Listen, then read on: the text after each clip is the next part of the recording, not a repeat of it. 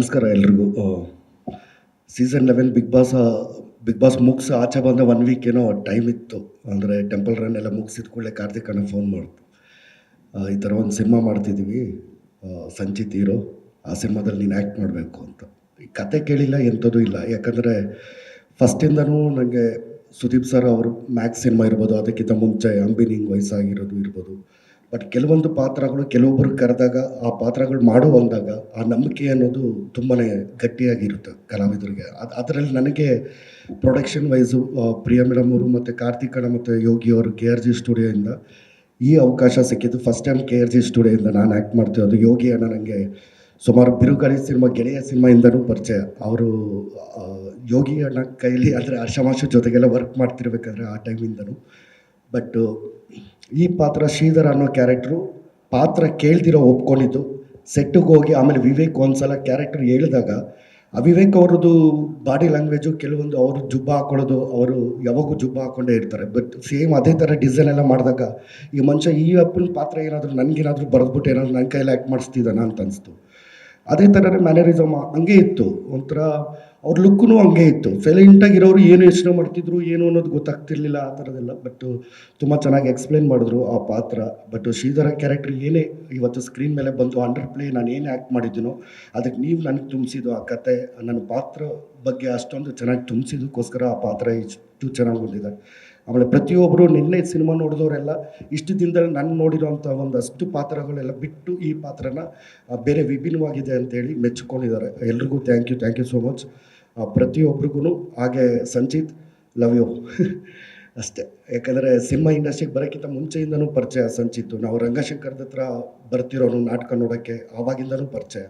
But ಅವನು first ಸಿನಿಮಾದಲ್ಲಿ ನಾನು ಆ್ಯಕ್ಟ್ ಮಾಡಿರೋದು ಖುಷಿನೇ ಕೊಡುತ್ತೆ. ಆದರೆ ಸುದೀಪ್ ಅಣ್ಣ ಜೊತೆಗೆ ಮ್ಯಾಕ್ಸ್ ಮಾಡಿದ್ದೆ, ಆರ್ಭಟ ಇತ್ತು. ಬಟ್ ಅವ್ರ ಅಳಿಯನ ಜೊತೆ ಸಿನಿಮಾ ಮಾಡ್ಬಿಟ್ಟು ಇಲ್ಲಿ ತಣ್ಣಗಾಗ್ಬಿಟ್ಟಿದ್ದೀನಿ ಅವನ ಮುಂದೆ ಅಂದರೆ ಅಂಡರ್ ಪ್ಲೇ ಆಗಿ.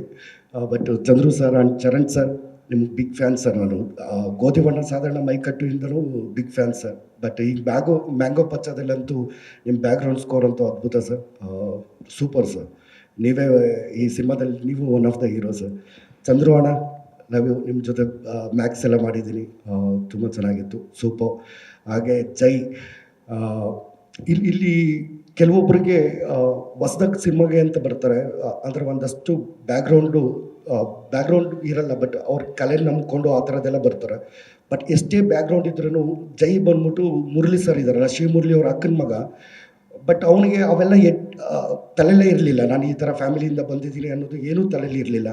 ಅವ್ನ ಬ್ಯಾಗ್ ಅವನೇ ತೊಗೊಳ್ಳೋನು. ಅಂದರೆ ನಾವೆಲ್ಲ ಥಿಯೇಟ್ರಲ್ಲಿ ನಾವೇ ಮಾಡ್ತಿದ್ವಿ. ನಮ್ಮ ಕಾಸ್ಟ್ಯೂಮು, ನಮ್ಮದು ಏನೋ ಪ್ರಾಪರ್ಟಿ ಇರ್ಬೋದು, ನಾವೇ ನೋಡ್ಕೋತಿದ್ದಿದ್ದು. ಆ ಥರದ್ದು ಹಿಂಗೆ ಇರು, ಹೀಗೆ ಆ್ಯಕ್ಟ್ ಮಾಡ್ತಾ ಹೋಗು. ಬಟ್ ಫ್ಯೂಚರಲ್ಲಿ ನಿಂಗೆ ಒಳ್ಳೆಯದಾಗಲಿ.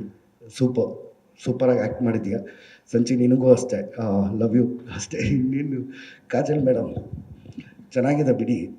ಅವ್ರು ನೆನ್ನೆಯಿಂದ ಟೆನ್ಷನಲ್ಲೇ ಅವರೇ, ನಾನು ಹೆಂಗೆ ಮಾಡಿದ್ದೀನಿ ಆ್ಯಕ್ಟಿಂಗು, ಚೆನ್ನಾಗಿದ್ದೀಯಾ, ಎಷ್ಟು ಏನು ಅಂತ. ಬಟ್ ತುಂಬ ಚೆನ್ನಾಗಿದ್ದೀರಾ ಬಿಡಿ, ತುಂಬ ಚೆನ್ನಾಗಿ ಕಾಣಿಸ್ತೀರ, ತುಂಬ ಚೆನ್ನಾಗಿ ಆ್ಯಕ್ಟ್ ಮಾಡಿದ್ದೀರಾ. Good. Vivek sir, thank you once again, love you. ಆಮೇಲೆ ನಾನು ಮದುವೆ ಆದಮೇಲೆ ಫಸ್ಟ್ ಸಿನಿಮಾ ರಿಲೀಸ್ ಆಗ್ತಿರೋದು ಅಲ್ವಾ, ಜೋರಾಗಿ ಚಪ್ಪಾಳೆ ಹೊಡಿಬೋದಲ್ವಾ. Thank you. ಅಂದರೆ ಖುಷಿನೇ ಅಲ್ವಾ. ನನ್ನ ಹೆಂಡತಿ ಹತ್ರ ಹೇಳ್ತಿದ್ದೆ ನಿನ್ನೆ, ಅಂದರೆ ಮಾತಾಡ್ತಿದ್ವಿ, ನಾನು ಮದುವೆ ಆದಮೇಲೆ ಇದು ಫಸ್ಟ್ ಸಿನಿಮಾ ರಿಲೀಸ್ ಆಗಿರೋದು, ಪಕ್ಕ ಹಿಟ್ಟಾಗುತ್ತೆ ಸಿನಿಮಾ ಅಂತ. ಯಾಕಂದರೆ ನಿನ್ನೆ ಬಂದಿದ್ದು ರಿಸಲ್ಟ್ ಪ್ರಕಾರ 100% ಒಂದು ನಂಬಿಕೆ ಇದೆ. ಯಾಕಂದರೆ ಒಂದು ಕೆಲಸ ಮಾಡಿ, ಇಡೀ ತಂಡ ಕೆಲಸ ಮಾಡಿ ಆ ಥರ ಔಟ್ಪುಟ್ ಬಂದಾದಮೇಲೆ ಆ ರಿಸಲ್ಟ್ ಅಂತೂ ಪಕ್ಕ. ನನಗೆ ಖುಷಿ ಇದೆ. ಥ್ಯಾಂಕ್ ಯು ಪ್ರತಿಯೊಬ್ಬರಿಗೂ, ಥ್ಯಾಂಕ್ ಯು ಸೋ ಮಚ್.